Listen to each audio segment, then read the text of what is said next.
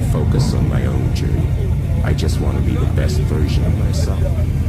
This mindset allows me to be free from the pressure to compete and to focus on my own growth and happiness. I don't need to prove myself to anyone.